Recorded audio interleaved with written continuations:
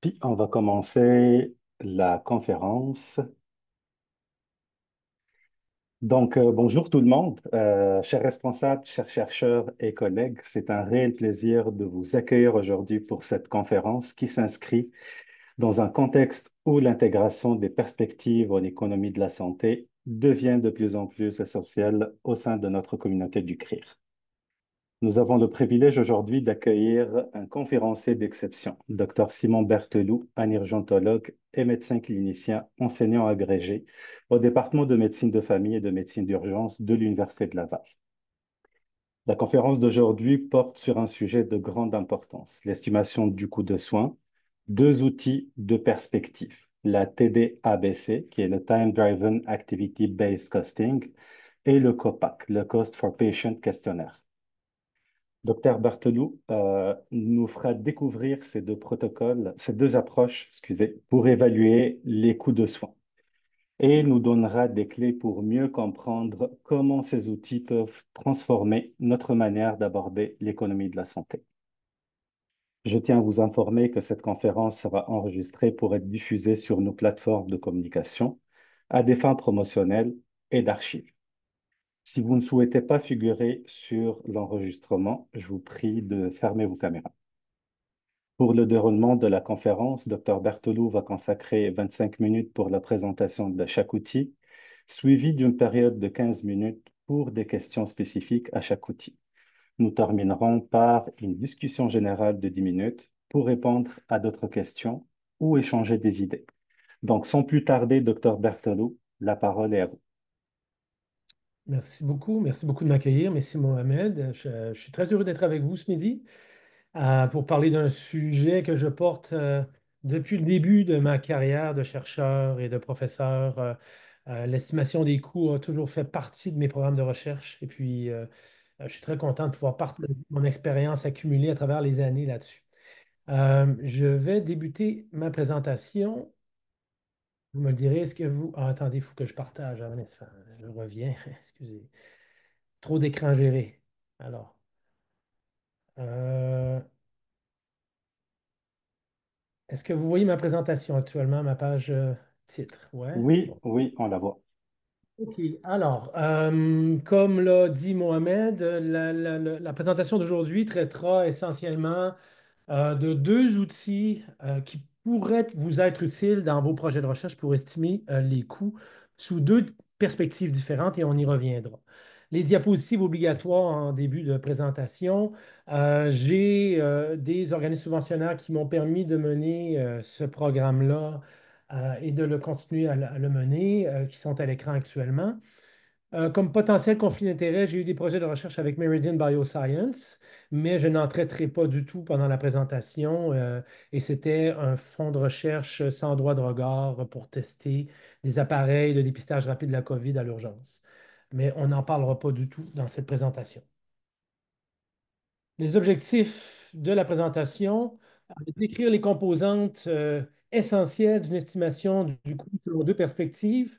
D'une part, celle du système de santé, le payeur public, par le biais de la TDABC, le Time Driven Activity Based Costing, et selon la perspective patient en utilisant un outil qui est le COPAC, le Cost for Patient Questionnaire. D'emblée, je vous dis que j'ai, avec un collègue, Jason Robert Guertin à l'Université Laval, on a été les co-leaders d'une initiative financée par l'unité de soutien, à l'époque c'était SRAP, maintenant SSA, pour développer des tutoriels de soutien à des chercheurs qui ne sont pas économistes de la santé et qui avaient l'intérêt de développer une certaine compétence ou des connaissances de base en économie de la santé. On a donc fait des tutoriels à l'aide d'autres économistes de la santé, même des spécialistes en information, en design d'information. Et ces tutoriels-là sont en accès libre sur YouTube. Vous avez juste à taper Éco-santé YouTube. Vous devriez tomber là-dessus. Et comme je l'ai dit à Mohamed précédemment, je vais envoyer ma présentation en PDF. Vous aurez accès au lien directement. C'est de courts tutoriels d'à peu près 5 à 7 minutes sur différents sujets qui explique par exemple les différents types de coûts, les coûts directs, indirects, les frais généraux, qui explique les différentes perspectives, les différentes méthodes d'évaluation économique, les ICER et autres méthodes de ce type, mais de façon très synthétisée en l'intérieur de 7 minutes. Ça pourrait être intéressant pour vous ou pour vos étudiants et étudiantes. Si vous voulez aller compléter ou aller ajouter à à ce à quoi on va parler aujourd'hui, ça peut être intéressant. Et ça me permet de vous dire en même temps que bien que dans cette initiative-là, j'étais entouré d'économistes de la santé, je n'en suis pas un. Et c'est pour vous dire, si vous êtes intéressé à faire des analyses de coûts, des analyses économiques de la santé, puis vous dites, je ne suis pas économiste de la santé, ben, je vous encourage à foncer, à aller de l'avant parce que au début de ma pratique, j'étais nullement connaissant en la matière et j'ai développé une expertise au bout des 10 années qui, à présent, ne me rend pas économiste de la santé. Je suis loin de prétendre à ça, mais j'ai une expertise en estimation des coûts, en analyse économique que maintenant je peux mettre à profit. Et qu'est-ce que ça a pris simplement pour l'acquérir? C'est que je me suis relevé les manches, j'ai lu et j'ai appliqué les méthodes. Et ce que je vais vous présenter, c'est justement le fruit de ces années-là de là-bas, puis que je souhaite que vous pourrez, dont vous pourrez bénéficier et dont vous pourrez vous inspirer vous-même. Et pourquoi c'est si important? Et pourquoi à l'époque même, l'unité de soutien avait dit, ça nous prend des tutoriels, ça nous prend de la formation pour nos chercheurs, c'est qu'on ne peut plus contourner l'économie, on ne peut plus contourner les coûts dans le système de santé. Encore récemment, on annonçait 1 milliard, 1,5 milliard de coupes nécessaires pour permettre au gouvernement de boucler son budget, 1,5 milliard dans le système de santé. On est dans un système de rationnement et de contingentement perpétuel. On a des ressources limitées et on n'a pas le choix de se poser la question comment on peut parvenir au meilleur résultat de santé, mais au moindre coût. C'est vrai pour les gestionnaires, c'est vrai pour les cliniciens, bien que les cliniciens ont plus facilement tendance à oublier le coût de leurs soins parce que pour eux, ce qui compte d'abord, c'est l'état de santé du patient qui se trouve devant eux. Mais les cliniciens devraient s'intéresser, doivent s'intéresser, s'intéressent de plus en plus au coût de ce qu'ils génèrent, mais les chercheurs, c'est tout aussi vrai. Et pas juste parce que l'économie de la santé où les coûts sont devenus des éléments importants des demandes de subvention. Si on veut être financé, il faut cocher la coche, la case. Ouais, j'ai un élément d'analyse économique. Non, pas juste pour ça, c'est parce que d'une réelle importance. Parce que ce que l'on dévie en ressources, en argent vers certains soins, ne le sont plus pour d'autres patients. Et donc, nos actions ne sont pas en vase clos, c'est dans des vases communicants et on se doit s'intéresser à ça et plus largement, pas juste dans le système de santé, mais plus largement. Si vous regardez les déterminants de la santé dans une société, là, au début, vous allez avoir l'argent, l'enseignement, pardon, l'éducation, le niveau d'éducation, le niveau socio-économique, etc. Et le système de santé, les soins, et en particulier tout ce qui est curatif, c'est très, très loin. On parle du 17e ou du 20e déterminant de la santé d'une population. Alors, quand nous, on vampirise le gouvernement avec 50 milliards, 55 milliards d'argent pour les soins, ben, ça enlève de l'argent à l'enseignement à nos enfants dans les écoles, ça enlève de l'argent à l'aide sociale, ça enlève l'argent à notre plan de lutte contre les changements climatiques. Donc, on n'est pas en vase clos et c'est important, nous, comme chercheurs, de s'intéresser à ça. On a une bonne intervention clinique. Alors, posons-nous la question, est-ce que c'est une intervention efficiente qui amène de la valeur aux soins? C'est pour ça que c'est si important pour nous, chercheurs, de s'intéresser et d'aller chercher des façons, des méthodes qui vont nous permettre d'évaluer et de mettre les coûts en parallèle avec les résultats de santé que l'on évalue. La première chose à faire dans les demandes ou dans les projets que vous pourriez concevoir, c'est d'établir la perspective de de l'étude de coût que vous allez faire. Par quelle lorgnette vous allez regarder ça? Il y en a plusieurs possibles. Je l'ai déjà mentionné dans les objectifs, je vais surtout traiter de la perspective du système de santé ou du payeur public et de la perspective patient, mais il y en a plein d'autres. Il y a, et dans ces deux perspectives-là, et ça répond à une des questions qui nous avait été envoyée au préalable à la formation, dans le système de santé, quand on veut estimer le coût payé par le système de santé pour offrir des soins, souvent on va se référer aux bases de données, les bases de données organisationnelles, soit financières, soit cliniques. Avec ces bases de données-là, on peut faire une bonne estimation des coûts et appliquer la méthode TDABC dont je vais vous parler tout à l'heure. Mais dès qu'on touche à l'approche du patient, la perspective du patient, combien ça a coûté au patient et à ses proches de recevoir des soins ou combien la maladie, quel impact a la maladie sur le patient en termes de coûts. Et là, il n'y a pas de base de données là-dessus. Il faut sonder les patients, les questionner. C'est là que les questionnaires sont les meilleures approches pour estimer ce coût-là. Mais il y a d'autres perspectives associées qu'on peut adopter également. La perspective de l'employeur, l'absentéisme, les assurances travail, le coût que l'employeur doit débourser pour aménager le milieu de travail à un patient qui aura une maladie chronique, une condition qui affecte sa mobilité. Donc, la perspective de l'employeur peut être aussi une perspective de l'employé utilisée dans l'analyse des coûts. La perspective environnementale, l'impact de nos soins sur l'environnement, on peut monétiser cet impact-là de différentes façons, analyse cycle de vie, quels sont les coûts d'adaptation au changement climatique. Je ne traite pas de la perspective employeur et la perspective environnementale et de toute autre perspective qu'on pourrait dégager, mais ce sont des perspectives qui, avec celle du payeur, du système de santé du patient, sont incluses dans la perspective sociétale qui est celle que l'on tente à prioriser dans les évaluations économiques, c'est-à-dire une perspective qui adopte toutes les perspectives pour avoir l'ensemble du coût pour la société d'une intervention de santé ou le coût pour d'une maladie. On essaiera d'adopter la perspective sociétale. Mais très franchement, personnellement, euh, dans sa plus pure définition, ça serait aussi d'inclure les autres perspectives qui sont à l'écran. C'est plus compliqué, ça devient très fastidieux. Déjà, si vous adoptez une perspective dans un système universel comme le nôtre, une perspective du payeur public et la perspective du patient, vous ratissez très, très large. C'est pour ça que dans cette présentation-là, je me restreindrai aux deux premières SIO. Parlons de la première perspective. Et je reviens un peu en arrière, c'est absolument important de spécifier dans vos demandes de subventions ou dans vos analyses de coûts quelle perspective vous employez parce que j'ai déjà vu des gens qui se proposaient d'utiliser une méthode de coût qui estimait qui comparait deux interventions. Puis pour une des interventions, on prenait le coût que le système de santé déboursait pour cette intervention-là. Puis pour la deuxième, on utilisait le COPAC. Le COPAC est pour la perspective patient et l'autre pour la perspective du système de santé. Ça ne va pas ensemble. On compare des pommes avec des poires. Alors, il faut vous assurer que vous ayez une bonne compréhension des perspectives et que vous la statuiez dès le départ pour qu'on comprenne ce que vous vous préparez à faire. Alors, la perspective du système de santé. Il y a différentes méthodes qui pourraient être employées. Au Québec, vous avez peut-être entendu parler, entre autres, du CPSS, le coût par parcours de soins et services, là. Je ne suis plus certain de chacune des lettres, mais ça ressemble à ça, là. Ça, c'est ce que le gouvernement a implanté dans l'optique du financement à l'activité ou à la performance, financement par patient.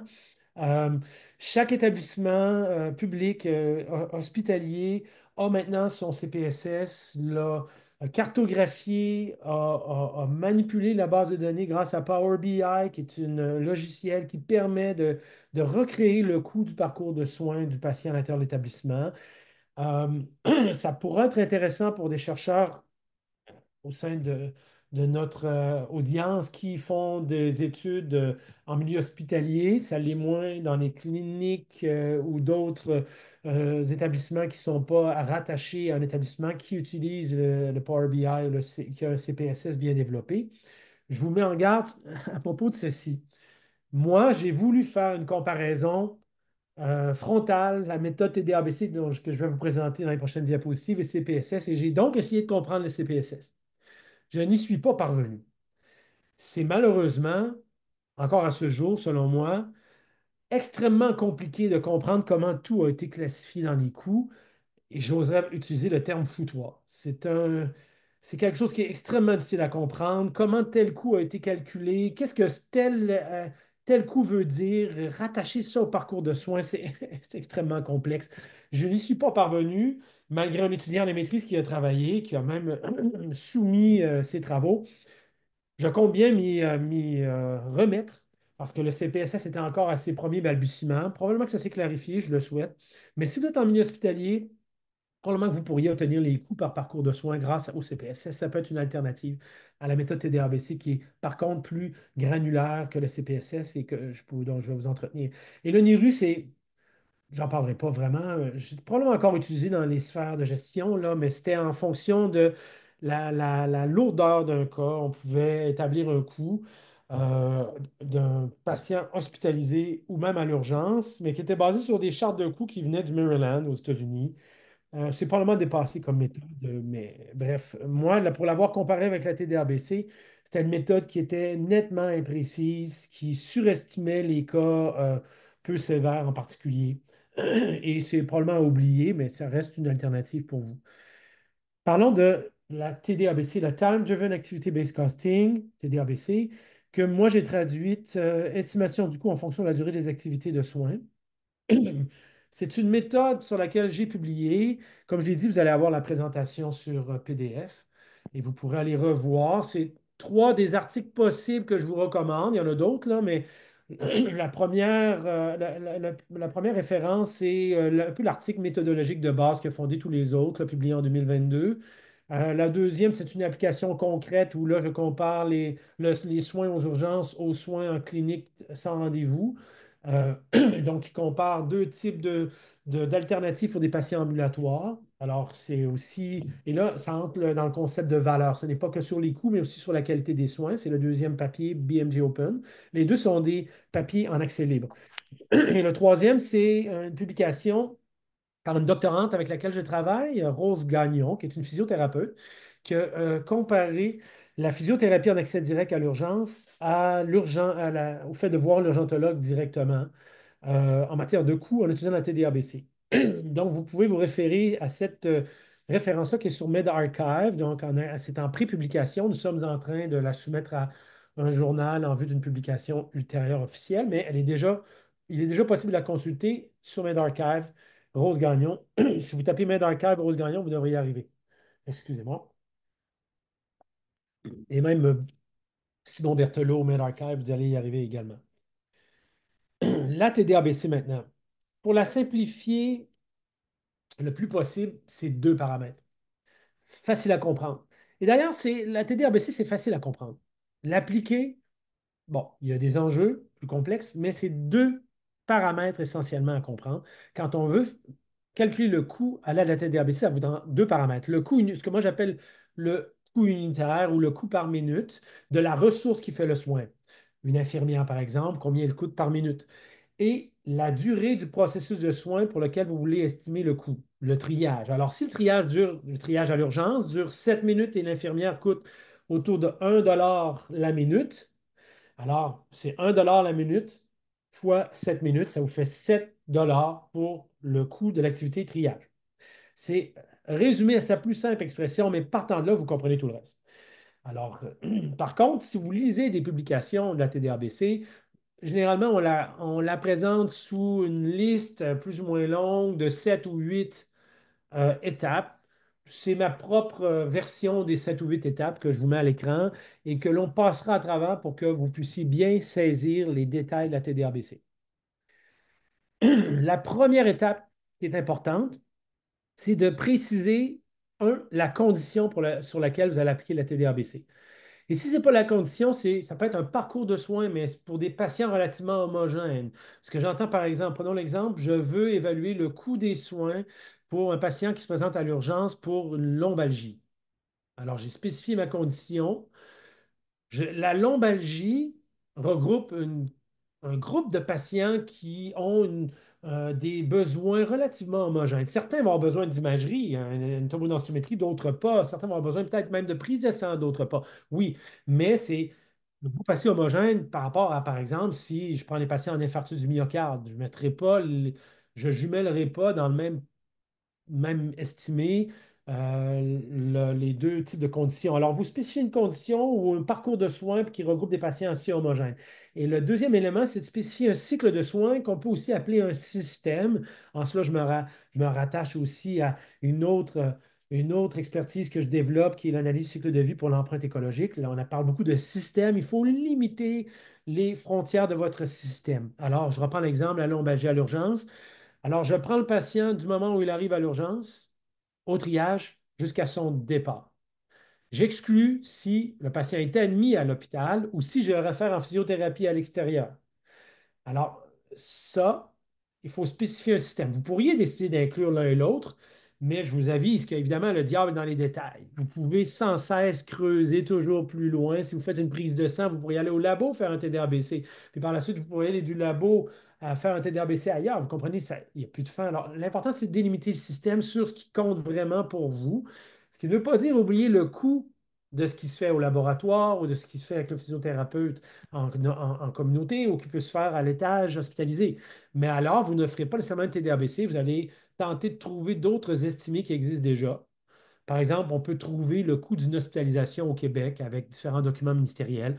Ben alors, sans faire de TDABC sur l'hospitalisation, vous dites, ça, on estime que le coût moyen d'une hospitalisation est de, je ne sais pas, 1000, 2000, 3000, et vous allez la prendre pour estimer le coût pour votre cohorte, mais vous ne ferez pas une TDABC. Alors, mais l'important, c'est parce que vous allez vraiment, le diable est dans les détails, vous allez vous perdre, il faut délimiter les frontières du système. Première étape, donc, conditions frontières du système. Deuxième étape, cartographie qu'on retrouve partout. J'amènerai une nuance plus tard sur la cartographie qui n'est pas nécessairement, absolument nécessaire, selon moi, dans certains devis de recherche prospectifs. Mais à la base, la TDRBC, c'est la cartographie.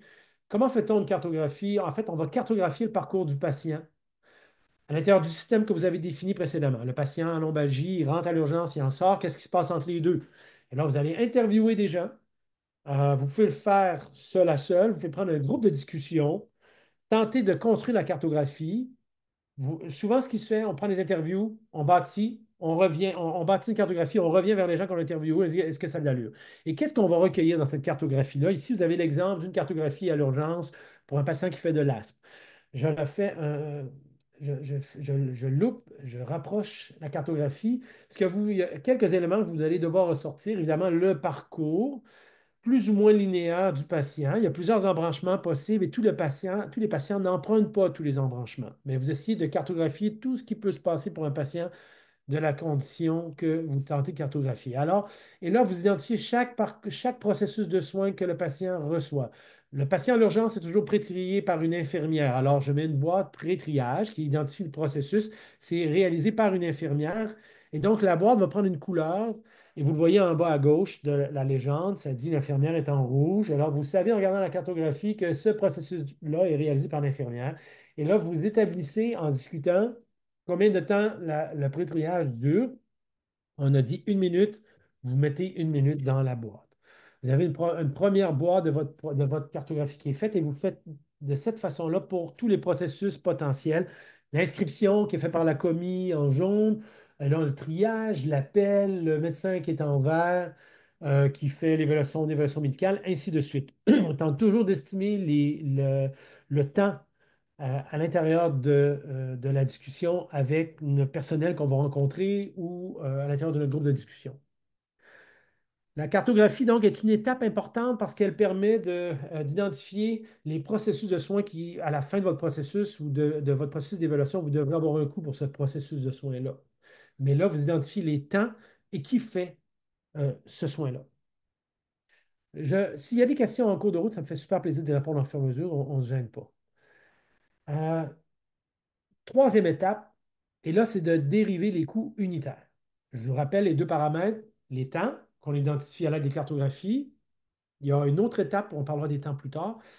Et la deuxième paramètre, c'est les coûts unitaires. Combien ça coûte par minute mettre en action telle ressource, les infirmières et autres. Et là, ça prend les bases de données médico-administratives.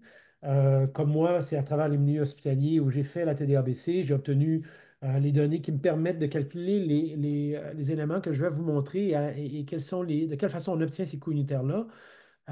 L'exemple des infirmières à l'urgence. Alors, on a parlé de l'exemple du triage. Ce que ça vous prend, vous devez identifier une année financière sur laquelle vous allez faire votre analyse. Alors moi, dans ce cas-ci, les chiffres que je vous présente à l'écran là, sont assez âgés, là, mais c'est que vous compreniez la procédure. Ça a pas tellement, les résultats en passant des coûts unitaires n'ont pas tellement changé avec les années, là. On est autour de 1 à 1,10 pour l'infirmière. Mais est-ce que vous avez besoin pour calculer pour l'année, là c'est l'année 2015-2016, donc avril 2015 à mars 2016. Vous avez besoin de savoir combien ça vous a coûté dans le département d'urgence parce que c'est là que j'ai fait mes études. Comment ça a coûté en infirmière au total qui donne des soins? Alors, on sait que chez nous, ça coûte 8 400 000 et quelques que les infirmières travaillent à l'urgence du CHUL en 2015-2016. OK? Alors, on a le coût total, et ça inclut tout, les vacances, les formations, les congés de travail clinique pour faire l'administratif, tout ça est inclus là-dedans. Combien ça vous coûte pour avoir votre main-d'œuvre infirmière?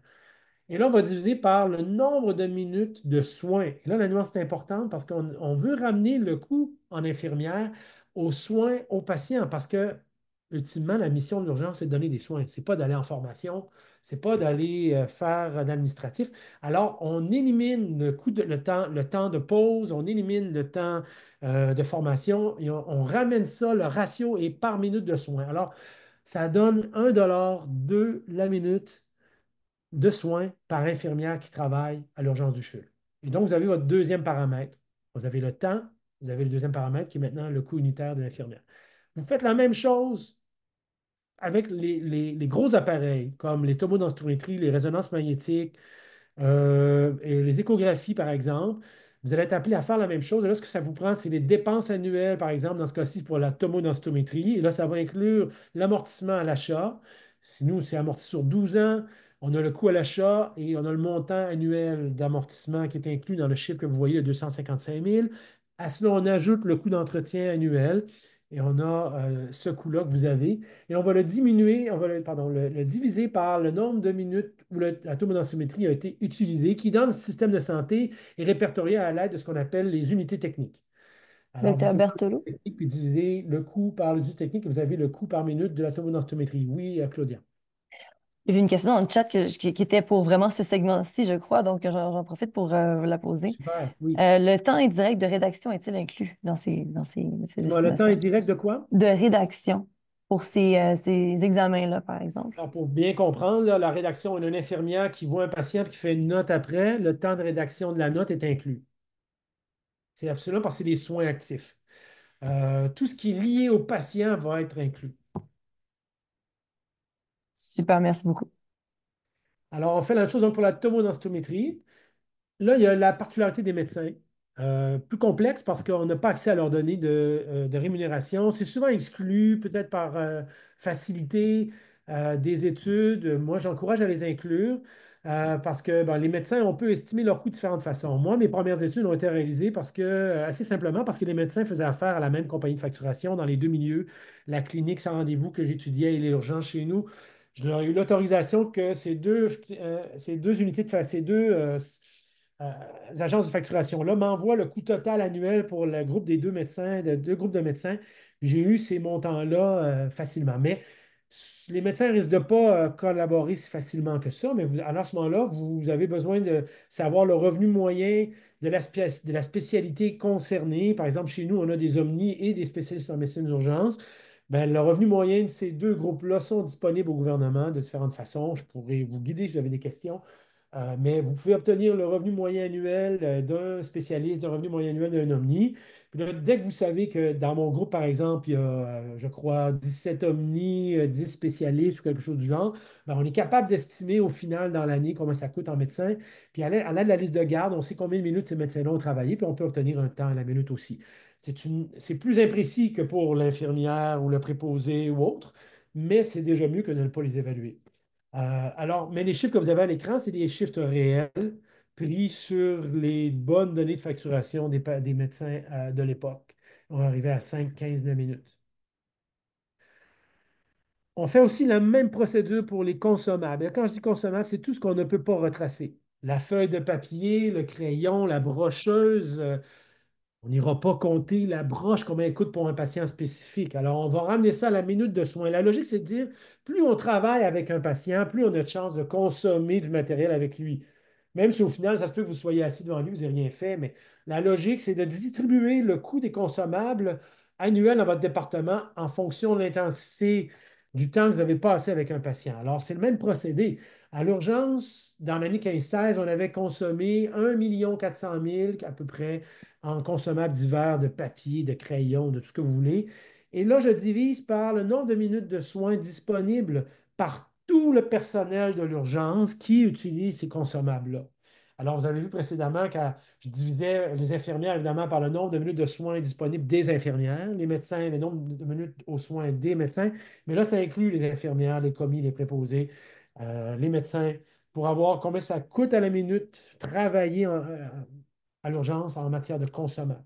Donc, le même procédé, c'est des postes budgétaires qui sont facilement disponibles en passant dans les livres comptables des hôpitaux. On fait la même chose avec les frais généraux. Ça, c'est un peu plus complexe. Je n'élaborerai pas sur la façon dont on a distribué les frais généraux. En anglais, c'est les overhead. Dans certains documents, vous allez voir frais indirects. Je pense que c'est une mauvaise appellation, frais indirects. Mais moi, j'appelle ça frais généraux, overhead en anglais. La difficulté avec les overheads, c'est que, ben, on parle par exemple de la direction générale. Ça prend une direction générale pour qu'un hôpital fonctionne. Mais le coût de la direction générale, ben, ça appartient pas seulement à l'urgence, ça va être distribué aux étages, aux soins intensifs, au département d'inhalothérapie, à la cafétéria. Bon. Alors, il faut qu'on trouve une façon de répartir le coût de la direction générale à l'ensemble des départements. Souvent, ça va être en proportion du budget. Le budget de l'urgence est de temps, le budget, et là, on divise par le budget total de l'hôpital. Ben, le budget de l'urgence, ça couvre 1% du budget total de l'hôpital, mais ça va être 1% de la direction générale va être attribué à l'urgence. Bon, mais c'est plus compliqué que ça, mais il faut passer chaque poste budgétaire pour en arriver à un montant total. Il y a différentes techniques qu'on a développées. Si vous voulez en savoir plus, ça me fera plaisir de vous guider là-dedans. Mais bref, c'est les frais généraux imputés à l'urgence annuellement vont être divisés par le nombre de minutes de tout le personnel de l'urgence, comme les consommables. Et là, dans ce cas, c'était 22 sous la minute. Docteur Euh, Berthelot? Oui, Oh, je ne sais pas s'il y a quelqu'un qui a parlé, mais il y a une autre question aussi qui est très spécifique à ce segment-là dans le chat. Donc, est-ce que les consommables incluent les bandages, seringues, gants, médicaments, etc.? exact, oui. Tout Super. ce qui est acheté par le département, mais qu'on ne peut pas retracer facilement. Parce que, tu sais, les gants, par exemple, on ne peut pas retracer ça. Même le bandage élastique, à la limite, dans la TD-ABC, vous pourriez cartographier un parcours et dire, bon, on fait une attelle, on a un bandage élastique, on sait que le bandage élastique coûte tant. Dans une TD-ABC très spécifique, vous pourriez dire, ben, je ne distribuerai pas, je ne ferai pas bon, une certaine imprécision en distribuant à la minute. Je vais dire, ben, je sais exactement le matériel qui est dans mon parcours de soins j'ai besoin du Velpo, de la Watt, de un bandage élastique, peu importe. Là, vous savez les coûts de ça. Je sais que j'en prends tant, ça me coûte tant. Vous faites attribuer un coût directement. Et là, ça ne devient plus sous la même méthodologie d'attribution du coût. Mais globalement, je dirais que les petits consommables, là, on les attribue à la minute. Merci. Ouais. Alors, ça, là, on parle d'une étude ultérieure, là, donc ce n'est pas les mêmes chiffres que vous voyez précédemment. Là, je ne vais pas vous mêler, mais c'est un certain intérêt. Vous voyez que c'est relativement stable dans le temps quand même. Là. Alors, je vous ai mis à l'écran la comparaison de l'article que vous avez en bas, là, qui est un article qui compare pour les adultes des cliniques sans rendez-vous à l'urgence. Et là, on a les différents coûts unitaires, les coûts à la minute des ressources que vous avez là, urgence et sans rendez-vous. Bon, vous voyez la différence, évidemment, hein, tout ce qui est clinique sans rendez-vous, les GMFR, ça coûte moins cher, évidemment. Et là, j'ai mis en noir, là, c'est la perspective du système de santé. Ce que le système de santé paie pour les soins en sans rendez-vous est en noir. Ils vont payer pour les médecins, bien sûr. Ils vont payer pour des infirmières de 6 ou de SUS qui sont souvent prêtées au GMF. Ben, les GMF ne sont pas tous pareils en passant. Là. Il y a des GMF où tout est payé par le gouvernement, d'autres où il y a les médecins qui sont propriétaires. Mais dans la clinique où j'étais, ce qui est en rouge était déboursé par les médecins propriétaires. Et donc, dans une analyse adoptant la perspective du système de santé, je ne prendrai pas le coût qui est en rouge parce que là, je vais considérer autre chose que la perspective du système de santé. Donc, c'est une nuance importante que je voulais apporter. Donc, dans l'étude que je cite en bas, on n'a pris que les coûts liés aux infirmières du CIUS qui étaient prêtés et aux médecins, plus une subvention que le gouvernement donne aux médecins. Mais tout le reste, c'est les médecins euh, qui les financent à même leurs propres revenus. Alors, ce tableau-là est intéressant, entre autres, pour ça, pour voir la différence, d'une part, mais aussi voir les deux perspectives qui se croisent. Et là, les consommables ou les fournitures traçables, je les mets ici. C'est un élément important parce que ça ne sera pas comptabilisé à la minute de soin. À quoi on pense en particulier? La médication. La médication, moi, souvent, ben, je sais, le patient va recevoir tel antibiotique ou va recevoir tel médicament, ben, je vais comptabiliser le médicament en fonction de son coût réel. Et là, j'ai le coût réel en fonction des approvisionnements de l'hôpital à la pharmacie. Les tests de laboratoire, c'est la même chose. Comme je ne les inclus pas dans mon système, je ne suis pas allé faire un TDABC au laboratoire, mais il y a un répertoire des coûts des épreuves de laboratoire qui est disponible. Et bon, quand je sais que le patient a tel test fait, ben, j'additionne le coût déjà estimé dans le répertoire gouvernemental des tests de laboratoire. Dans le cas de l'adaptation, les orthèses, les prothèses, il y a des choses qui sont plus dispendieuses. Ben, ça vaut la peine de les mettre parce que c'est souvent très dispendieux, puis c'est un coût important. Des fois, c'est 100, 125, 200, 300 dollars. Ça vaut la peine de les mettre à part, les comptabiliser comme fourniture traçable. Et là, c'est un coût direct, ce n'est pas à la minute. La septième étape, c'est la validation de la durée des processus de soins. Elle est officiellement une méthode, une approche qui est facultative, c'est-à-dire on n'a pas besoin de valider les temps de la première cartographie. OK? Moi, je vous encourage à le faire. Parce que les cartographies, c'est souvent fait à la discussion avec un, deux, trois individus. Il faut aller plus largement que ça pour avoir des résultats plus robustes. Du moins en recherche. Si vous êtes en gestion, c'est un peu différent, là, mais en recherche, c'est parce que vous voulez publier ça. Alors, il y a plusieurs façons d'arriver à estimer les temps. Les sondages est une approche que j'emploie, c'est-à-dire que là, je fais un sondage, plusieurs chercheurs en font, et je distribue ça à travers les ressources qui font les processus de soins pour lesquels j'ai besoin d'une estimation du temps. Alors, j'ai envoyé à mes infirmières combien ça vous prend de temps à faire un triage, faire une prise de sang, à mes préposés, comment ça vous prend de temps à nettoyer une civière, etc., pour avoir un estimé des temps basé sur plus que un ou deux individus. Alors là, avec un sondage, ça peut être 10, 15, 20 personnes qui répondent au sondage. On peut faire ça à l'intérieur d'un groupe de discussion, 10 personnes et plus. Ça peut devenir complexe pour arriver à un consensus, mais c'est aussi une approche possible. L'autre élément, c'est la mesure du temps sur le terrain. C'est autrement plus complexe. Il peut y avoir certains enjeux, des enjeux avec l'éthique, des enjeux avec le temps. Moi, je suis parvenu à faire des mesures de temps en disant à mon comité d'éthique, on ne prend aucune information du patient directement, on n'intervient pas dans les soins, on est à distance, on regarde par exemple le médecin qui rentre dans une salle faire un examen médical et qui en ressort, et on mesure le temps au moment où il entre, il sort, et on estime la mesure du temps d'évaluation médicale grâce à ça. C'est des choses qui sont possibles, c'est beaucoup plus précis que le sondage ou l'estimation basée sur nos impressions personnelles, et je vous montrerai dans une prochaine diapositive pourquoi c'est plus précis. L'autre possibilité, si vous avez un système informatique très développé, très déployé, des fois vous avez des neurodatages possibles du début d'une intervention à la fin d'une intervention. Mais à l'urgence, ce n'était pas le cas.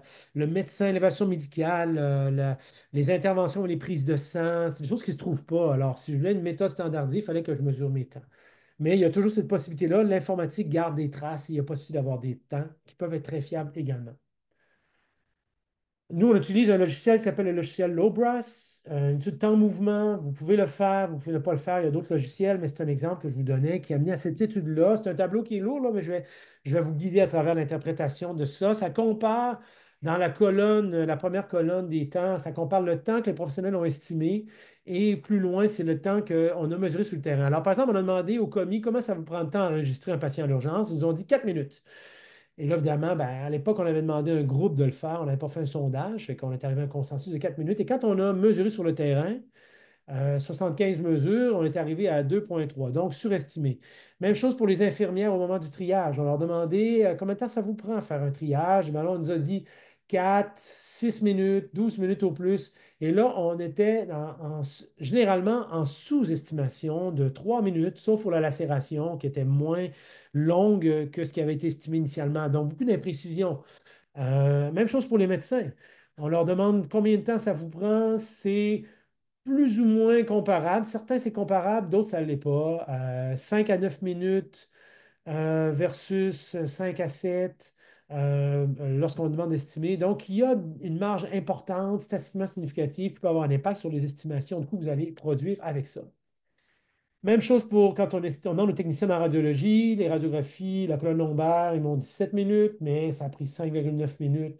L'abdomen, une tomodensitométrie de l'abdomen, 15 minutes, mais en réalité 4,5 minutes. Alors, vous voyez qu'il y a il peut y avoir une grosse différence avec de gros impacts sur les coûts. C'est pour ça qu'il est préférable d'avoir tenté d'avoir une méthode d'estimation qui soit plus robuste et rigoureuse et que je recommande tenter soit de mesurer ou de faire un sondage à plus que quelques intervenants et d'y aller aussi avec des méthodes plus informatiques si vous avez la possibilité. On synthétise tout ça, comment on va calculer les coûts avec toutes les informations qu'on a recueillies. Je vous donne l'exemple des prises de sang. Vous allez voir réapparaître plusieurs concepts dont on a parlé. On a nos boîtes de notre cartographie. Une prise de sang, ça implique trois processus. La commis sort des étiquettes pour identifier les prélèvements. L'infirmière prélève le sang avec l'intervention et la préposée prend les éprouvettes et les achemine vers le laboratoire. 1 minute, à peu près. Et là, ensuite, en dessous de chaque boîte, vous avez le coût de la ressource à la minute, multiplié par le temps identifié dans la boîte un peu plus haut. Et vous avez ça pour la ressource, pour les consommables et pour les frais généraux. Pour chacune des ressources, les commis à gauche, les infirmières au centre, les préposés à droite. Et vous avez ce qu'on appelle les fournitures traçables, c'est-à-dire les résultats de prise de sang dont je vous ai parlé. J'ai pris le répertoire du gouvernement. Et pour un bilan, ce que nous on appelle un bilan de base, qui inclut une formule sanguine, une urée, la créatinine, les ions, la glucose, 5 et 50. Et on additionne tout ça, on sait que pour des prises de sang, ça coûte 16,49 à l'urgence. C'est ça le principe de la TDABC.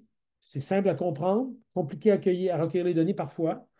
Mais ça vous donne un bon aperçu de ce qu'il faut faire. Pour chaque processus de soin, il y a les prises de sang, mais le triage, la radiographie, etc. On décompose le parcours et on restructure le parcours de soins. Donc, on fait ça pour les tests d'imagerie également. Et là, pour vous restituer, le test d'imagerie, il a son propre coût à la minute. Alors, la tomodensitométrie, on a son coût à la minute, on a le coût unitaire de la technicienne de radiologie qui fait le test, on a le coût unitaire des consommables de radiologie, les frais généraux attribuables à la radiologie. On multiplie ça par la durée de l'examen, qui est de 22 minutes dans le cas qui a été estimé en haut.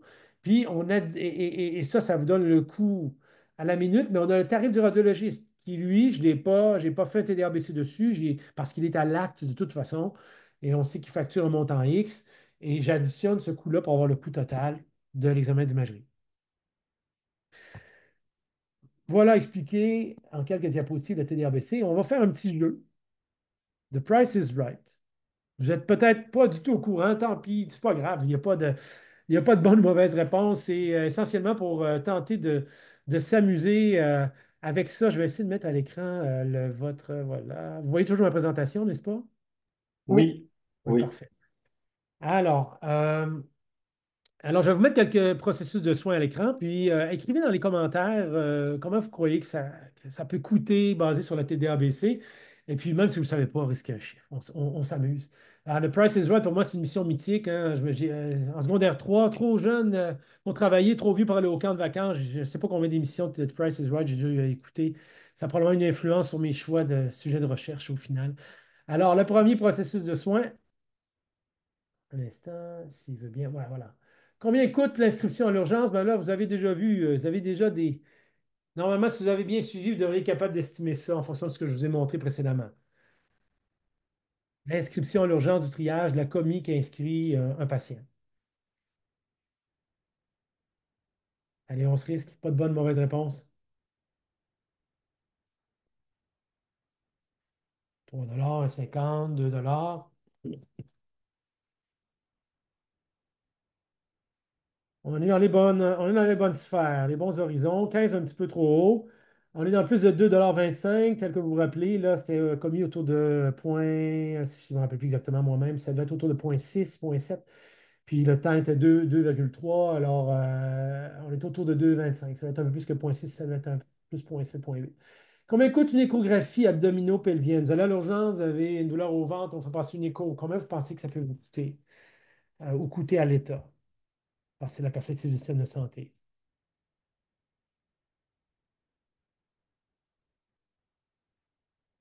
30 $, 35,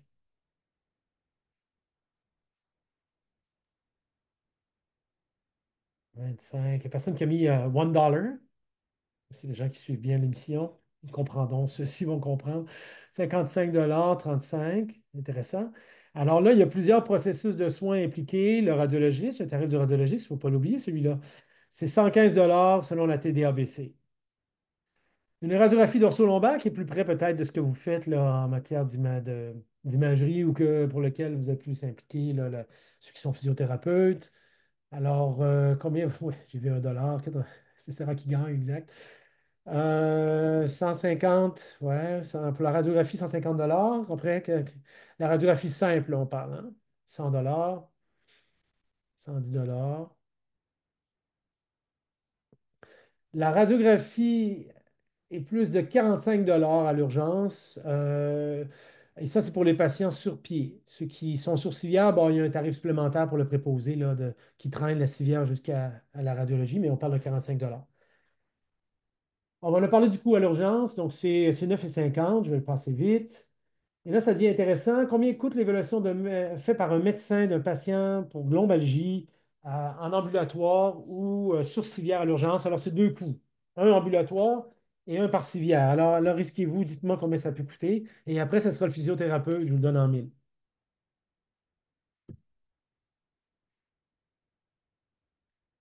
25, 70, Un commentaire 80. dans le chat qui dit, selon le professionnel qui prescrit euh, la radiographie, le coût doit varier. Non, non, ça n'a pas de lien. Ben, Après, le coût de la radiographie elle-même, non. Mais le coût des soins, oui, bien sûr. c'est ça. La physio peut prescrire une radio, mais le coût de la radio, le coût de la personne qui prescrit la radio n'est pas dedans. C'est vraiment le coût du processus de soins et de la lecture. 45, 60, 60. Alors, le médecin qui voit initialement en ambulatoire, c'est autour de 50 dollars, autour de 60 dollars sur civière. Et le physiothérapeute maintenant qui voit en accès direct, qui voit le patient en première ligne pour le patient ambulatoire et soit ambulatoire ou sur civière.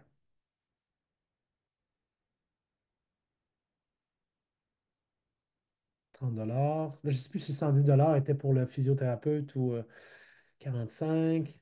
Donc, des coûts à peu près similaires au médecin, 50, 45, 90 pour les deux. Alors, c'est pour l'ambulatoire 80 dollars puis 120 dollars sur civière. C'est que le physiothérapeute prend beaucoup plus de temps pour estimer, pour évaluer un patient. Ça prend à peu près 1 heure. Puis je mentionne d'emblée que le coût des médecins, c'est mesuré plus d'une centaine de mesures, alors que le coût du physiothérapeute, c'est estimé en parlant aux deux physiothérapeutes qui en font. Alors, il peut y avoir une marge. Ça peut être plus, ça peut être moins, mais dans leur tête à eux, c'est 1 heure. Alors, c'est le coût qu'on a pour le moment.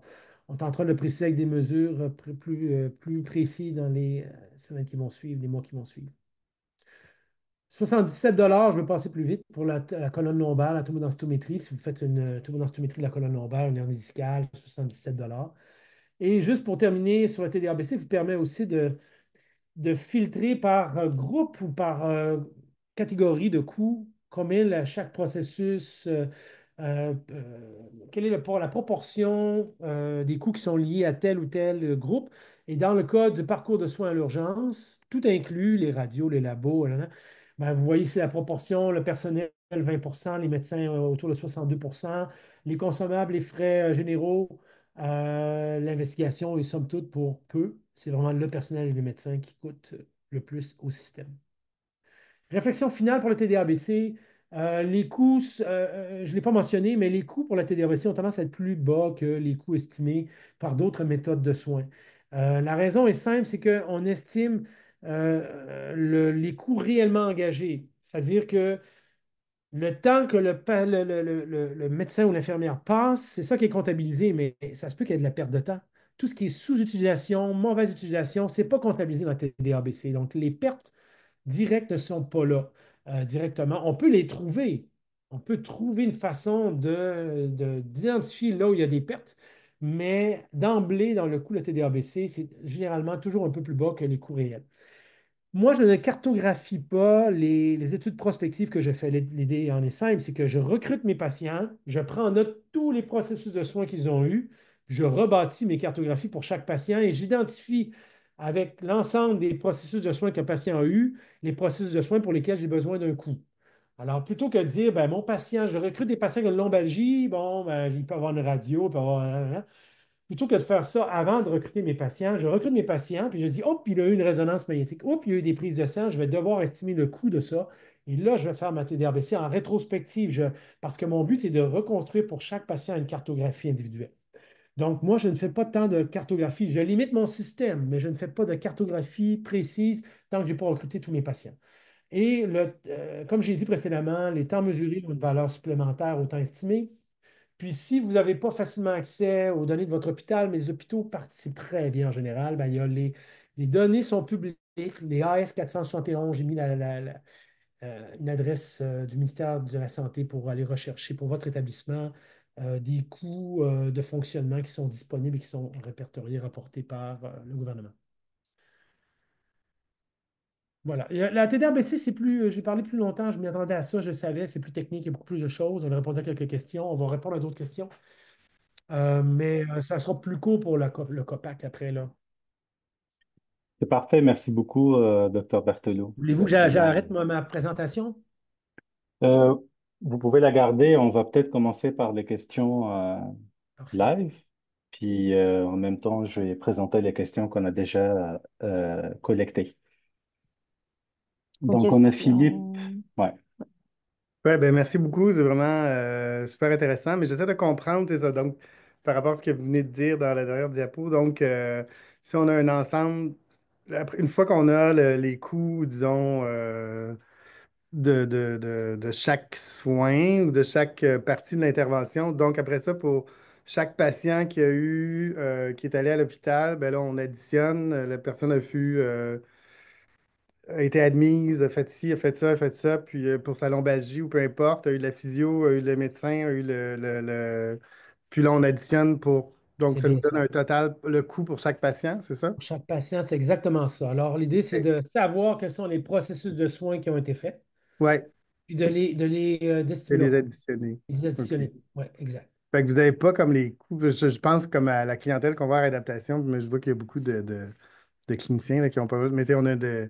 Ça peut être... Ils peuvent être hospitalisés aussi en interne, ou venir en externe. Fait que Est-ce qu'on peut appliquer la même chose pour les coûts Ouais. globaux d'hospitalisation? Ça, c'est fait, là? Ben, l'hospitalisation, je dirais que Ah, on est dans le plus complexe, mais oui, c'est possible ouais. de le faire sous le même principe. Et tout dépend du niveau de précision que vous souhaitez. Euh, Mhm. vous pouvez, et vous limitez votre système.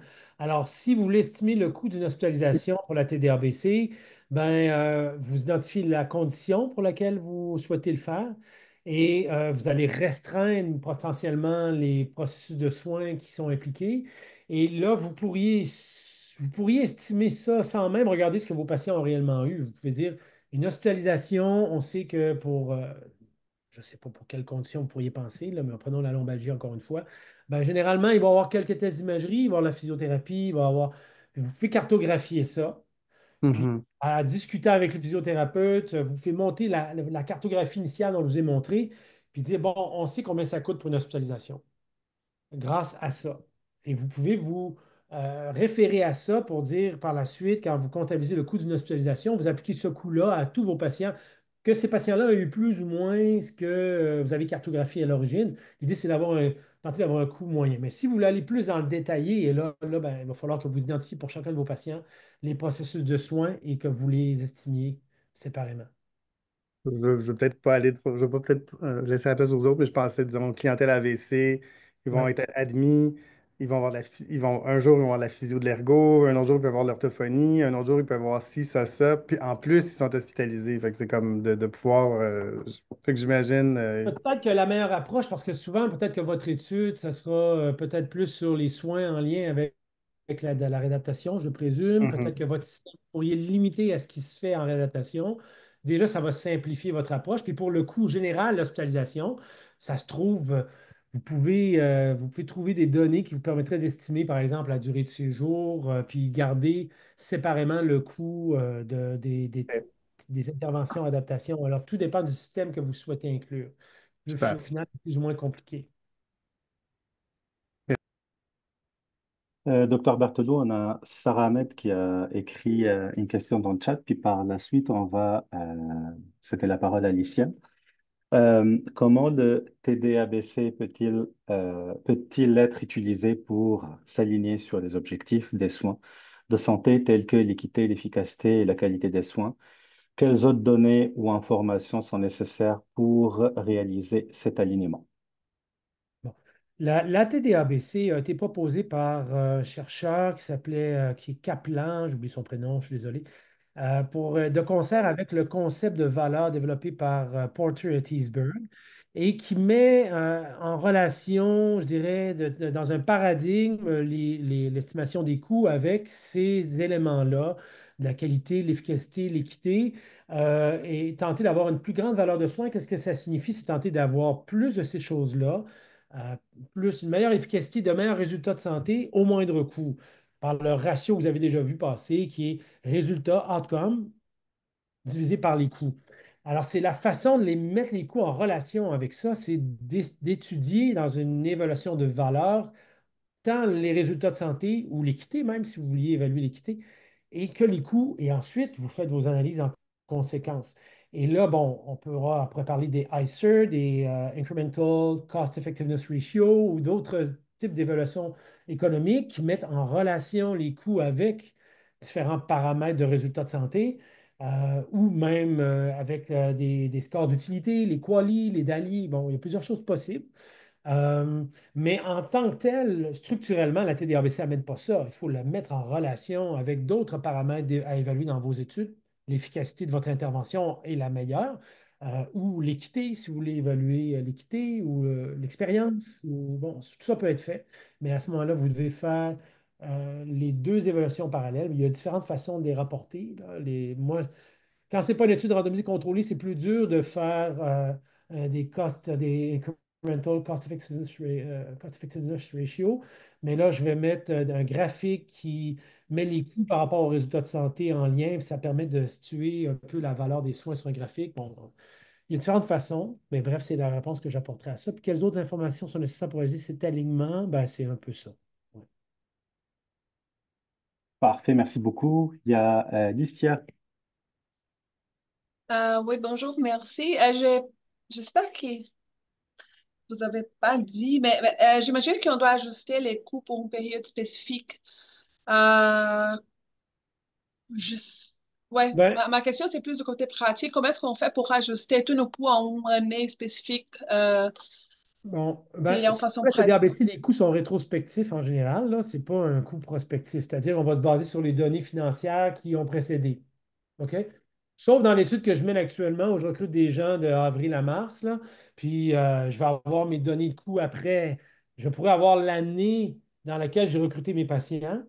Ça, je vais pouvoir utiliser les données réelles de consommation, mais généralement, c'est des coûts rétrospectifs. Donc, on va prendre les coûts qui, dans le passé, ont été enregistrés par l'établissement pour les infirmières, par exemple.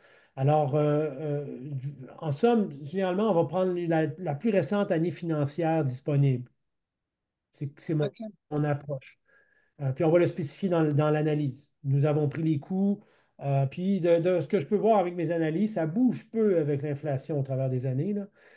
Mais on a une étudiante postdoctorale qui travaille là-dessus pour évaluer si l'inflation joue pour beaucoup dans l'augmentation des coûts.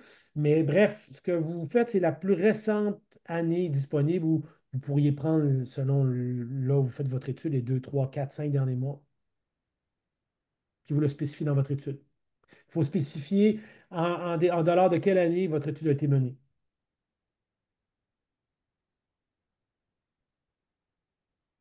C'est correct, parfait.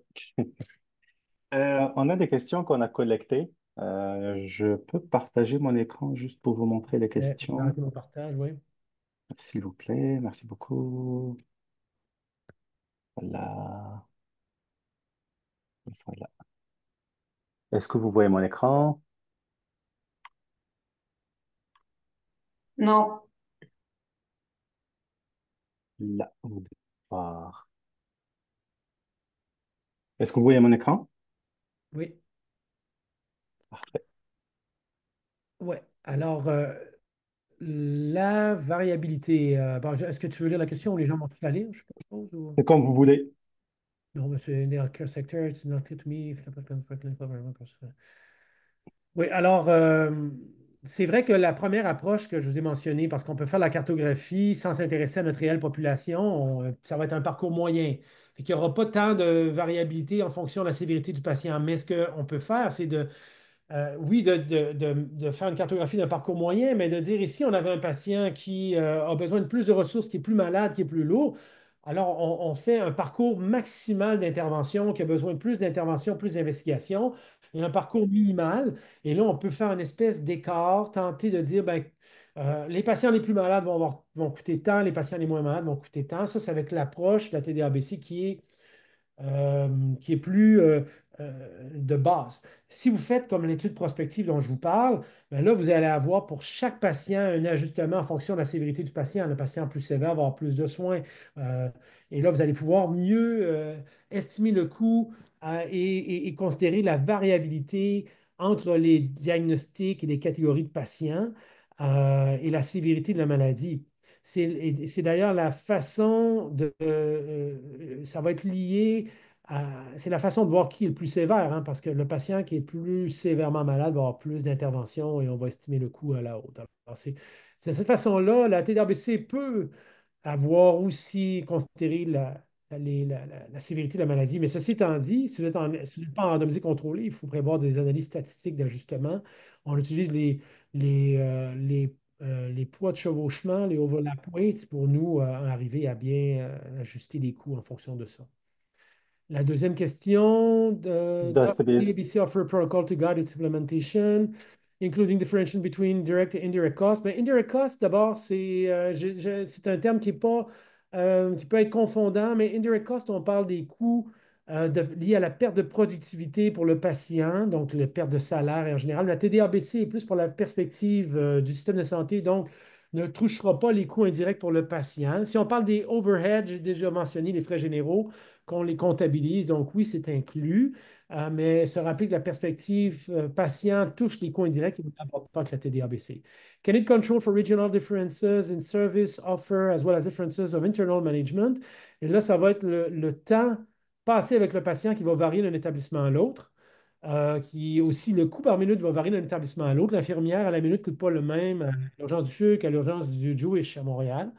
Alors, la même chose pour le temps passé avec un patient. Alors, il va y avoir une variabilité là-dessus qui va être présente. Puis, pour ce qui est des ajustements régionaux, ça peut être important de le faire et de prévoir les méthodes d'ajustement statistique pour la deprivation, la- le niveau socio-économique plus bas. Il peut être intéressant d'ajuster régionalement parlant. Donc, oui, il faut le faire, faut prévoir ça un peu à l'avance également. il reste deux questions qu'on a collectées pour le TDABC, puis une question dans le chat. Ouais. Fait que là, je me demande, Countries, est-ce que including Canada, are shifting toward a more value-based approach to healthcare to achieve patient outcomes at lower cost. Oui. Which is incentive to promote. Okay. Does TDABC require use of clinical pathways in order to both estimate cost more accurately and optimize cost control? Oui. Ben enfin, comme je l'ai dit, il faut cartographier, il faut mettre un système clairement pour identifier nos processus, nos hotspots. C'est la façon d'en arriver à identifier les choses importantes et ça répond à la question, is there a financial accountability mechanism? Pas à l'interne de la TDABC, mais en donnant de façon transparente les coûts du parcours de soins, on peut identifier là où ça coûte le plus cher, identifier les sources d'inefficience, d'identifier les hotspots où on peut agir et avoir une opportunité de réduire les coûts. Et là, avoir de l'accountability, de l'imputabilité. Mais l'imputabilité, au final, c'est le leadership qui l'amène, c'est pas la TDABC, mais en mettant les chiffres de façon transparente, ben, ça a un impact.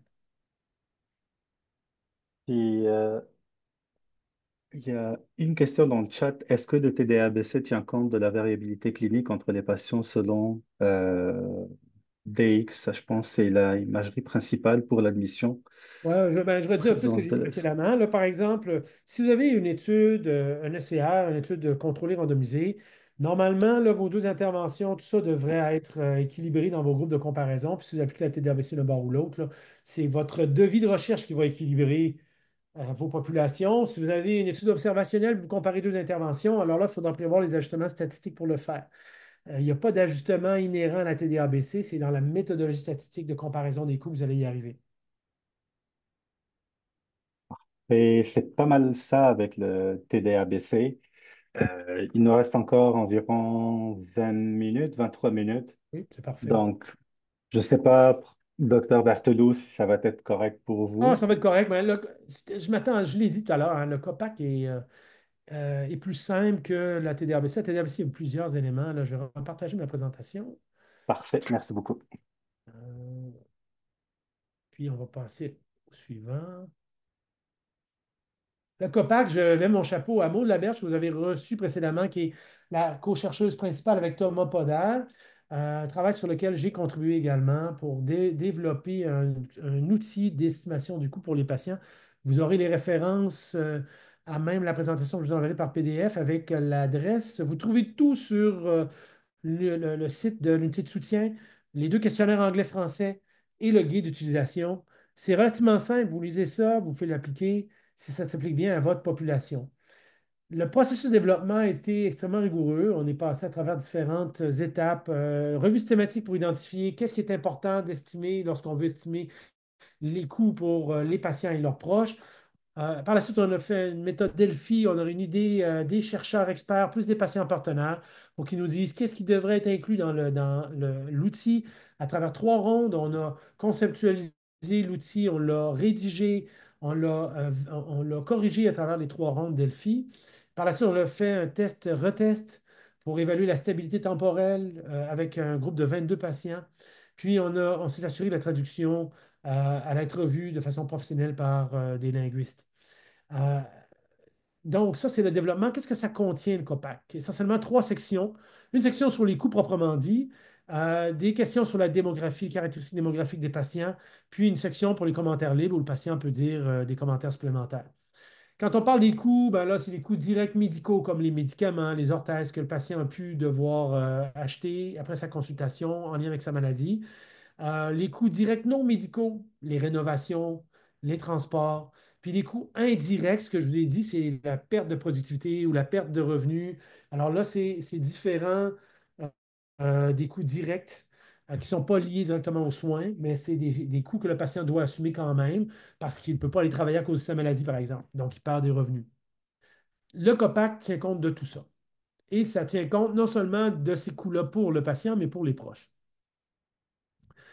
L'utilisation pour la version originale, elle est prévue pour le suivi d'une maladie chronique, soit en soins primaires ou en réadaptation, parce que on demande aux patients de cibler telle période de temps puis nous dire quels sont les coûts que vous avez dû assumer dans cette période de temps-là, combien de fois avez-vous consulté, etc.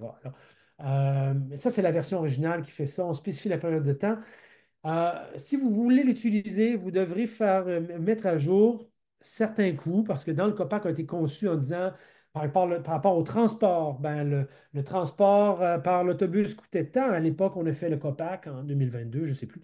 Et là, en 2024, 2025, ces coûts-là sont différents. Donc, vous devez changer le coût. Le coût d'une ambulance, le coût par kilomètre d'une voiture, tout ça change avec le temps. Il faut donc mettre à jour. Mais c'est des informations qui se trouvent bien. Les références sont dans le COPAC. Pour ma propre expérience, le COPAC, de façon optimale, devrait être fait probablement par rappel téléphonique avec le patient ou directement avec lui si vous rencontrez le patient, parce que il y a certaines questions qui nécessitent un peu de précision. Certains patients n'ont pas une littératie financière très élaborée, les coûts nets, les coûts bruts. Bon, ce qu'on demande, c'est les coûts nets aux patients, soustrayant les coûts d'assurance, etc. Alors, tout ça pour dire que mon expérience, c'est qu'il est mieux de faire ça en direct, soit par téléphone ou en contact direct. On avait essayé aussi les rappels par texto. Le patient répondait à un lien. Les patients ne répondaient pas de façon optimale, ni en qualité, ni en quantité. Il y a une question qui est plus sensible là-dedans, qui est le revenu annuel du patient, qui est souvent pas répondu. On peut avoir jusqu'à 15-20 de non-réponse parce que c'est sensible. Alors, on attribue le revenu moyen des gens de votre population. Si vous êtes au Québec, vous trouvez le revenu moyen, puis vous attribuez le revenu moyen parce qu'on estime les coûts indirects. Et pour savoir les coûts indirects, il faut savoir combien le patient gagne par année pour dire combien il a perdu d'argent en étant malade ou en étant en attente d'une consultation. Et le COPAC inclut la possibilité d'ajouter un questionnaire sur la qualité de la vie. Le EQ5D 5L, il y en a d'autres, c'est celui qui est suggéré. Ça, c'est pour faire des ratios coût-utilité dont on vous a parlé pour les analyses économiques. C'est facultatif, mais vous pouvez l'ajouter. Donc, ça, c'est sur l'utilisation du COPAC. Vous pouvez l'adapter, le COPAC. Nous, on l'a adapté pour l'urgence, pour comparer les urgences aux cliniques sans rendez-vous dont je vous ai parlé tout à l'heure. On a fait la même chose. On a utilisé une approche d'adaptation culturelle de Beaton, le Cross-Cultural Adaptation de Beaton. On a mis plusieurs parties prenantes, les patients, les chercheurs, les cliniciens. On a pris le questionnaire COPAC. On a dit qu'est-ce qui est important pour les consultations d'un patient ambulatoire qui conçu pour un problème aigu. Alors, ce n'est pas la même chose que pour une maladie chronique, hein. Je vous ai dit que le COPAC était initialement pour des maladies chroniques, peut-être plus. Nous, c'est coût aigu. Alors, on a demandé à ces gens-là, à l'intérieur d'un défi modifié également, nous identifier les questions à modifier, à couper ou les questions à ajouter. Et on a fait ça à travers 5 phases. Donc, le panel, la sélection des questions. Ça, c'est tiré d'un article de mon étudiant qui travaille depuis sa maîtrise d'ailleurs là-dessus, qui a adapté le COPAC pour l'urgence. Donc, on a fait ça en 5 étapes, la sélection des questions, une revue linguistique. On a pré-testé auprès de patients réels, 20 quelques patients. Et on a fait une étude pilote de plus de 50 patients. Le N que vous voyez à côté, c'est le nombre de questions. Donc, initialement, le COPAC en contenait 36, on l'a réduit à 29, puis finalement, au final, on en a ajouté quelques-unes au moment de la phase synthèse pour préciser certaines questions sur les transports en particulier. On est arrivé à 37. Donc, c'est juste pour vous montrer que le questionnaire COPAC s'adapte relativement facilement. On a voulu le faire de façon très rigoureuse parce qu'on a une étude qui s'en vient que je vous présente à l'écran et qui est en cours, mais je vous présente des données préliminaires. Ça avait de se compléter, mais c'est des données qui ne me dérangent pas trop de présenter à l'avance parce qu'on le savait déjà à travers notre étude pilote qu'il y aurait une différence importante entre pour le coût patient de consulter en clinique sans rendez-vous que le coût patient de consulter à l'urgence. Parce que l'attente à l'urgence est énorme. Et c'est là que se font les pertes de revenus pour les patients qui consultent pour des problèmes aigus.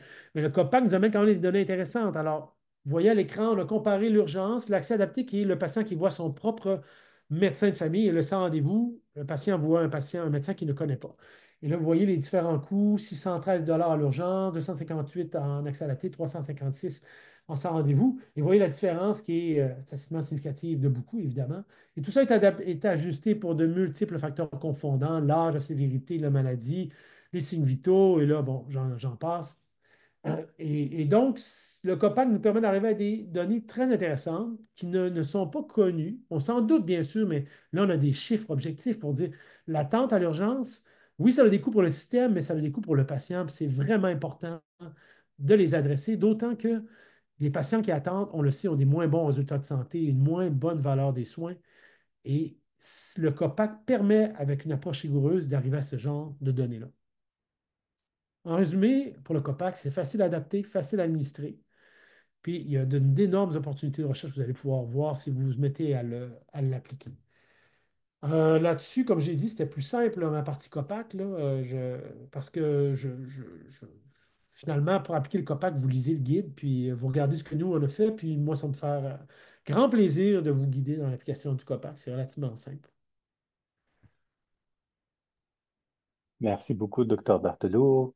On va voir, est-ce qu'il y a des questions? Pour l'instant, pas dans le chat. Est-ce qu'il y en avait par contre dans les questions soumises à l'avant? Oui. Ce qu'on va faire, on va voir la question collectée pour le COPAC, puis on passera aux questions générales qui ont été posées suite à notre collecte de questions. Ça ne sera pas long, je vais vous partager mon écran.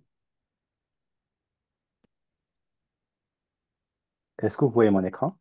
Oui. Parfait. Donc, j'aimerais en connaître davantage sur le COPAC et avoir votre avis sur l'élaboration de questionnaires adaptatifs. Ouais. Bon, là, j'avoue, je ne suis pas certain de comprendre la partie sur l'élaboration de questionnaires adaptatifs. Peut-être avez-vous peut-être des perceptions, des précisions à m'apporter là-dessus. Je peux peut-être répondre. D'adapter le COPAC, ça, c'est clairement ça, là, mais oui. Un questionnaire adaptatif, c'est un questionnaire où au lieu d'avoir toutes les questions qui sont Oui. posées, il y a un algorithme ou un processus informatique où si on répond à la question 1, ben, peut-être qu'on n'a pas besoin de Ah, répondre à la OK. 2, 3, 4. Puis ça va essayer Un embranchement. OK. ouais, ouais, ou bien, ou bien si c'est des trucs sur des niveaux de difficulté, par exemple, ben, si la personne est capable de réussir l'item 4 qui est difficile, ben, on n'a pas besoin de demander les tests 1, 2, 3 parce qu'on sait qu'elle va être capable de les faire. Je comprends, ouais, je comprends. Ben, le COPAC était vraiment un outil autoportant à part de tous les autres questionnaires que l'on posera sur le fonctionnement ou peu importe les questionnaires qu'on peut voir, là, qu'on pose aux patients. Donc, le COPAC doit se poser spécifiquement. Alors, nous, oui, on dirige le patient vers les questions du COPAC qu'il a besoin de répondre. Donc, c'est facilement configurable en conséquence. Puis les questionnaires adaptatifs. Euh, L'enchevêtrement avec le COPAC, je dirais que c'est certain que si vous avez une question du COPAC qui est posée dans l'intérieur d'un autre questionnaire, vous n'avez pas besoin de la reposer avec le COPAC. Mais là, c'est à vous, dans la façon de structurer votre base de données, d'identifier là où vous avez besoin de poser la question et puis la récupérer si vous en avez besoin. Prenons la durée de séjour. Nous, la durée de séjour, on la collige directement du dossier. On ne pose pas la question au patient.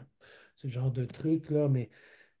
Pour le questionnaire adaptatif, comme je dis, le COPAC étant un outil autoportant qui doit être posé par lui-même, ben, ce serait ma réponse, mais peut-être que c'est insatisfaisant. Je suis désolé si c'est le cas.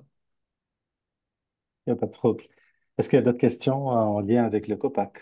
Je pense que J'en vois oui. une à Non. l'écran, là. Est-ce qu'un instant de recherche administre le COPAC? Oui. Face à face, oui, ça peut être face à face. Nous, c'est par téléphone. On l'a déjà fait face à face, puis on le fait par téléphone. Face à face, c'est très, très bon aussi. C'est voire même meilleur. Mais c'est souvent pas facile à l'urgence de capturer les patients avant qu'ils quittent. Parce que, puis en fait, on veut, l'élément important du COPAC, nous, on le pose la question à 7 jours. Parce qu'il faut poser la question du COPAC, ça, je ne l'ai pas spécifié, puis c'est important, mais l'idéal, c'est de poser le COPAC à un moment où on aura une bonne idée du résultat de notre intervention. On aura atteint le maximum de l'intervention ou en voie de, on peut le faire à plusieurs moments, parce que l'intervention, ça se peut, n'est pas statique, mais peut-être qu'on a un résultat à 16 jours, on sait, puis si on continue, on a un résultat à 30 jours d'intervention, bon, on peut faire le COPAC à plusieurs moments, comparer les groupes à plusieurs moments, mais il faut établir des temps qui soient logiques avec l'intervention pour dire, ben, on assume qu'à ce moment-là, la majorité des coûts pour le patient devraient avoir été assumés ou qu'en lien avec l'intervention, les coûts devraient avoir été consommés. Ben là, il faut identifier à quel moment et selon la perspective temporelle, ben, on pose la question du COPAC. Nous, c'est à 7 jours parce qu'on s'est dit les problématiques ambulatoires que l'on recrute, on va généralement avoir le problème résolu autour de 7 à 10 jours. Alors, on pose la question à 7 jours. Mais ça peut être annuellement dans un cas de maladie chronique, là. La dernière année. Puis, on regarde comment ça évolue. Mais l'assistant de recherche est très, très bien habilité à faire ça par lui-même, puis il peut le faire face à face. Parfait. Est-ce qu'il y a d'autres questions en lien avec le COPAC? Non? OK. On pourra passer aux questions, disons, d'ordre général qu'on a collectées en lien avec l'évaluation des coûts. La première question, c'est comment pouvons-nous appliquer des approches d'évaluation des coûts au parcours de service en tenant compte des améliorations dans la fonction et la participation des clients? Bon. Bon, d'abord, la participation des clients, c'est certain que ça vous prend la perspective patient. Puis, ben, je ne veux pas me mousser outre mesure le COPAC, mais c'est moi l'outil. On a fait une revue systématique avant, hein, avant de faire le COPAC, puis il n'y a à peu près pas d'outils, il y en a très peu. On peut se faire un petit outil maison, mais on a le COPAC ici qui s'adapte très bien. Alors, moi, c'est certainement ça la meilleure façon pour tenir compte de l'amélioration dans la fonction. Ben, encore là, c'est mettre en relation les coûts avec le fonctionnement, puis il y a des questionnaires en lien qui sont. Et là, vous êtes meilleur que moi pour les questionnaires en lien avec le fonctionnement des patients, le fonctionnement physique ou autre fonctionnement. J'ai un travail avec des physiothérapeutes, je sais qu'il y en a plusieurs, là. Mais ça, c'est d'ajouter ça peut-être et pourquoi pas un questionnaire sur la qualité de vie, là, le EQ 5D, 5L. C'est des façons de mettre en relation le coût avec le fonctionnement. Puis pour ce qui est des approches d'évaluation des coûts, pour appliquer des approches d'évaluation des coûts au parcours des services, Ben, pour le parcours des services, c'est évidemment intéressant la TDABC parce qu'on parle carrément de parcours de soins. Ce n'est pas toutes les méthodes qui vont décortiquer le parcours de soins. Alors, selon la perspective employée, si vous employez la perspective du système de santé, encore là, le TDABC s'accommode bien d'un parcours de soins précis parce que vous pouvez cartographier le parcours de soins, estimer le coût. Puis là, en matière de vérifier le fonctionnement dans une perspective du système de santé, il faudra regarder la consommation des services. Combien de fois le patient a reconsulté, quelles investigations il a eu besoin, etc. Vous pourriez adjoindre ça, le COPAC, bien sûr. Et la question, c'est l'estimation des coûts du potentiel perdu des personnes n'ayant pas pu recevoir les soins, services et soutiens adéquats. Ben là, évidemment, Comment on peut les estimer? on parle d'une comparaison entre ceux qui ont eu les soins hypothétiques optimaux puis les soins moins optimaux. Puis ben, la façon de voir les coûts, c'est vraiment encore une fois le COPAC qui permet de le faire. C'est la meilleure façon parce que vous pouvez voir de cette façon-là comment ça a coûté au patient, le nombre de fois qu'il a dû consulter, qu'il a dû s'absenter du travail. C'est les impacts réels pour le patient, là, tout ce qui est la perte de productivité. On estime tout ça à l'intérieur du COPAC. Les coûts indirects, vous allez être capable d'aller chercher ça avec le COPAC. Là. Donc, pour les personnes, vous allez pouvoir ça, là, l'impact, l'estimation du coût potentiel perdu pour les personnes. Puis pour le système de santé, mais je reviens encore une fois avec la consommation de services supplémentaires que le groupe qui n'aura pas eu les soins optimaux ont eu. Ils sont plus souvent admis. Il y a un coût associé à ça, les urgences. Alors, tout ça peut bien s'estimer, puis pas nécessairement par la TDABC, alors ça, c'est étant dit. Si vous êtes capable de dire dans un an, le patient a consulté 10 fois aux urgences, a été hospitalisé 3 fois, puis a été en bureau 6 fois, ben, vous pouvez estimer le coût pour chaque type de consultation, puis additionner, puis vous avez un coût, là, vous n'avez pas besoin de faire un TDABC dans le détail pour ça. Parfait. L'autre question, c'est est-il possible de parler de l'estimation des coûts dans un contexte de réadaptation où il ne s'agit pas d'un épisode unique de soins? Ouais. L'épisode.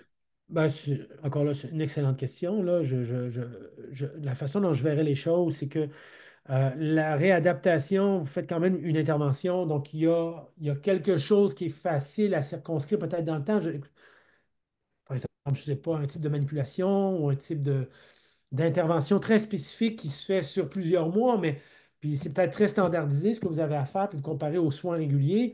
Ça se cartographie très bien avec la TDABC sur plusieurs mois. Hein. Puis là, si on me donnait des exemples, je pourrais peut-être mieux réagir, mais sur ça, donc, si vous estimez puis que l'intervention, c'est 4 traitements où il y a telle manipulation, bien, cartographiez la manipulation, puis vous multipliez par le nombre de fois où le patient l'a eu. Puis vous pouvez faire un TDABC là-dessus sur spécifiquement l'intervention. Puis tous les autres coûts, comme je l'ai dit, qui sortent du système, bien, vous allez les chercher autrement. Publication antérieure, ça peut être l'ISQ. On n'a pas parlé de l'Institut de la statistique du Québec, mais là, c'est parce que c'est long et c'est très coûteux, mais vous pouvez très bien savoir combien ça a coûté en médicaments pour le système de santé, combien ça a coûté pour le personnel médical, les soins médicaux par l'ISQ. Mais pour votre intervention, c'est probablement quelque chose qui se cartographie assez bien. Ou un rendez-vous avec un physiothérapeute ou avec un ergothérapeute ou autre, là. C'est quelque chose qui se cartographie. Vous pouvez savoir combien coûte tel rendez-vous, puis vous pouvez la comparer avec un parcours de soins régulier, puis vous dites, ben, ça a donné ça, puis au final, là, ça serait plus simple d'exemples concrets, mais je pense quand même là, que vous comprenez un peu le principe là, de circonscrire votre système à l'intervention que vous souhaitez évaluer. Parfait. J'ai une question de Claudine. Votre équipe de labo comprend quel type d'expertise, quelles expertises sont essentielles pour réaliser ce type de projet?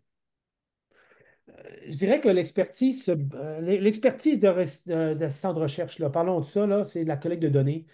Puis ça ne demande pas de plus de compétences que celui d'aller fouiller dans les bases de données cliniques ou que celui de recueillir les informations du patient. C'est-à-dire que c'est l'expérience. Les gens finissent par connaître les portes tout cognées. Comme chez nous, c'est Scienta au CHU de Québec, Université Laval, on a un lac de données, puis on va au lac de données, puis on leur demande, ça nous prend tel coût, ça nous prend le coût des infirmières en une année. Alors, c'est juste ça, c'est moi, dans le fond, qui ai l'expertise de la TDABC, puis je dis à mon personnel, puis eux autres l'acquièrent, évidemment, là, à force d'être en contact avec moi, ben, il y en a qui ils savent très bien ce que ça prend pour faire la TDABC, le temps, les mesures de temps. Mais c'est des choses relativement faciles à faire. Fait que quand moi je les prends, je leur donne une base, puis après ça, on les guide. Fait que, ils n'ont pas de formation spécifique économique. Maintenant, aller cueillir les données financières, avoir tout ce qu'il faut pour faire la TDABC, c'est une chose. Faire la TDABC, l'analyse statistique, c'est autre chose. J'ai acquis moi-même une expertise là-dedans, mais j'ai toujours un économiste de la santé avec moi. Puis les biostatisticiens avec qui on va faire les ajustements statistiques. Vous savez, c'est quoi faire de la recherche. Puis on a toujours ces gens-là avec nous. Fait que alors, ultimement, la cueillette des données, c'est simple. Puis, il suffit que vous vous y mettiez, puis que vous ayez une bonne compréhension de ce que vous avez à faire, puis que votre personnel, vous les guidiez, puis à un moment donné, votre personnel va être autonome. Moi, la preuve en est, c'est que ma première professionnelle de recherche que j'ai eue là-dessus, que j'ai formée, puis elle est maintenant à Scienta, le lac de données, puis c'est elle qui nous donne les données qu'on a besoin. Alors, je suis déçu qu'elle soit partie, mais je suis content qu'elle soit à Scienta. Alors, vous voyez, c'est ça. Alors, ça ne demande pas un niveau de formation très élevé. Ça demande que vous, comme chercheur, vous formiez puis que vous soyez capable d'aller chercher les données, puis qu'après ça, pour les analyses, vous ayez ce qu'il vous faut pour faire les analyses en matière de biostatistique Et et d'économiste. il reste deux questions collectées et une question dans le chat qui va être Ouais. peut-être posée. Il reste encore 2 minutes. Je m'excuse, Je vais essayer mais d'être plus court. C'est moi qui parle. Je parle trop. Désolé. non, non, non, non. Donc, je développe une intervention qui augmente les capacités motrices du membre supérieur de 5% par rapport à une intervention standard. Quelles sont les étapes et le protocole pour estimer la plus-value ou le coût de société économie de cette intervention? La première question serait le devis. Préciser le devis d'abord. On présume que c'est interventionnel. Randomisé contrôlé idéalement. Alors ça, une fois que c'est fait, ben là, c'est identifier la perspective, tel que je vous l'ai dit précédemment. Si vous employez la perspective patient, le COPACT est un outil très facile d'utilisation, je vous le recommande. Puis si c'est une perspective du système de santé, alors là, on embarque dans une plus complexe et il n'y a rien de simple. Mais la TDABC offre une bonne approche, je pense, pour cartographier l'intervention très spécifiquement, pour savoir quel coût d'intervention, puis faites la cartographie de la non-intervention, puis vous pouvez facilement estimer le coût. Et d'ailleurs, on a François Demel, le physiothérapeute que vous connaissez probablement à l'Université de Montréal, qui termine une étude, en train de faire les analyses d'une étude multicentrique pan-canadienne sur la physiothérapie en accès direct à l'urgence. On a fait la TDABC là-dessus. Et l'approche adoptée n'a pas été la TDABC que moi j'emploie sur tous mes patients, c'est-à-dire que je bâtis la cartographie a posteriori une fois que j'ai recruté. Là, on fait un parcours de soins général, puis on estime les coûts. Donc, ça se fait. C'est plus simple de cette façon-là, moins précis par contre. Donc, la TDABC offre une belle alternative pour ça. Et vous pourrez à ce moment-là faire une évaluation, un ICER, un Incremental Cost Effectiveness Ratio, si vous avez le CR, évidemment, l'étude contrôlée randomisée. À partir des données d'Audi, oui, on peut faire ça. Pour la dernière question, je l'ai déjà répondu dans ma présentation, mais on peut faire ça assurément pour tout ce qui est perspective système de santé. Perspective patient, non, parce qu'il faut poser les questions spécifiquement aux patients, là. On ne peut pas faire ça à partir d'audit de dossier. Il faut vraiment parler aux patients. Fait. On va finir par une dernière question, Kwana, puis c'est pas mal ça. Donc, Kwana, tu as une question? Non, pas du tout. OK, parfait. Parfait. Euh, fait que c'est pas mal ça. Docteur Berthelou, je vous remercie infiniment Oui, pour vous aussi. cette présentation et pour ce bon rythme. Fait que Oui, merci. c'est intense. Puis si vous avez des questions après, vous pourrez m'envoyer vos questions, puis j'y répondrai. Je vous envoie mes diapos. Puis, Parfait. plaisir de vous reparler. Merci Parfait. beaucoup. Puis espérons qu'on va collaborer encore avec vous dans un futur proche. Ça me fera C'était plaisir. vraiment un plaisir de travailler avec vous. Puis Entendu. c'est ça, je remercie tout le monde pour votre participation aujourd'hui. C'était vraiment très, très enrichissant. Merci beaucoup. Merci. Plaisir. Merci. Merci. Au Merci revoir. beaucoup, Dr. Bye. Bertolo.